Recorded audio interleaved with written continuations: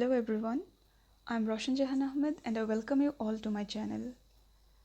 So in today's video we will discuss another topic from Unit 1 and which is Buddhism and Psychology, and this is going to be the part 1 of this topic. We will come with the second part of this particular topic in our next video, and we have already done the topic Sufism in the last video. So today we are starting with Buddhism, and this topic is from Unit 1 of UGC NET Psychology paper. So let's start. Here is the syllabus for you to see. As you can see, this is the Unit 1, which is Emergence of Psychology, and here we have psychological thought in some major Eastern systems, starting with Bhagavad Gita. So I have not yet started Bhagavad Gita. We will do that later. Today we have decided to go with Buddhism, and Sufism I have already discussed in the last video. So we will start the video with one particular event, and it was the year 1903 and the month of December, when the famous psychologist William James, who is also known as the father of American psychology, he invited the Sri Lankan Buddhist Anagarika Dharmapala to lecture in his classes at Harvard University.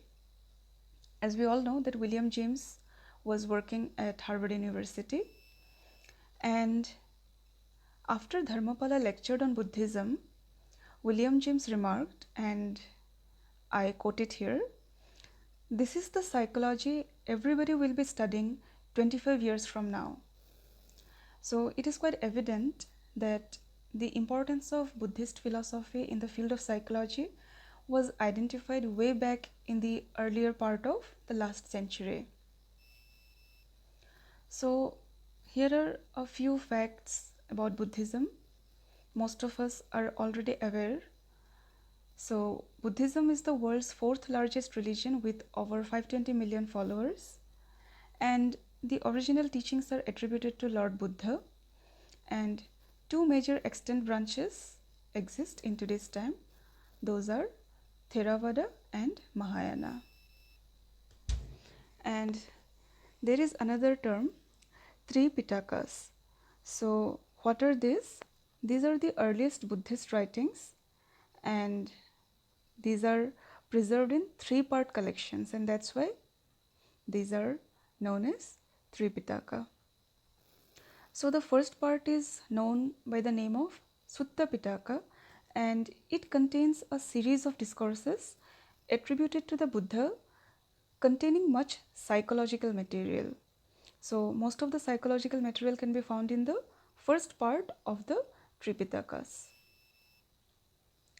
Now let's mention some of the prominent therapies which are based on Buddhist philosophy.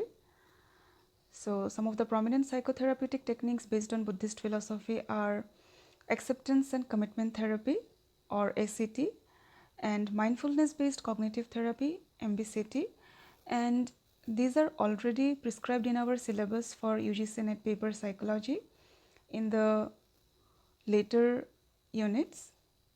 So we will come across these topics later and we will do this in detail. So how did Buddhism come into Western psychology? So it can be traced to the British Indologists. So who are Indologists? Those who study about India in particular. So British Indologists started translating Buddhist texts from Pali and Sanskrit, and a group of scholars named Pali Text Society was formed to translate the Buddhist Pali canon.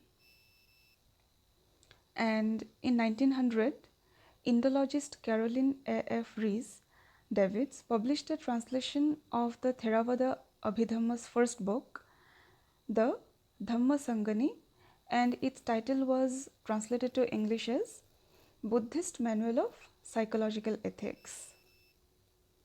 And in this work, they praised the sophistication of the Buddhist psychological system based on a complex continuum of subjective phenomena and the relationship and laws of causation that bound them. There are a few books by this same author, series. So the names of the books are Buddhist Psychology, an Inquiry into the Analysis and Theory of Mind in Pali Literature. It was published in the year 1914. And The Birth of Indian Psychology and Its Development in Buddhism, 1936. Now, what are the therapeutic goals of Buddhist psychology? So, two goals can be mentioned here. So, the first goal is the healthy and virtuous life of a householder, samasarya, harmonious living. And the second goal is, and this is actually the ultimate goal, and that is nirvana. And what is the meaning of nirvana? The total cessation of dissatisfaction and suffering, or dukkha. So this is the liberation from all kinds of suffering pertaining to the worldly affairs. Now let's discuss about the methodology of Buddhist psychology. So the methodology is based on personal experience through introspection and phenomenological self-observation. Now, what are Lord Buddha's views on introspection? So the first view which can be mentioned here is, though initially our mind is unreliable, we can train our mind, calm it, and cultivate it so as to make introspection a refined and reliable method. The second view is, introspection is the foundation for the personal insight into the nature of the mind, which Lord Buddha is said to have achieved. And the third view, along with introspection as the key aspect, observation of a person's behavior is also important. So the next video will contain the part 2 of this topic, where we will discuss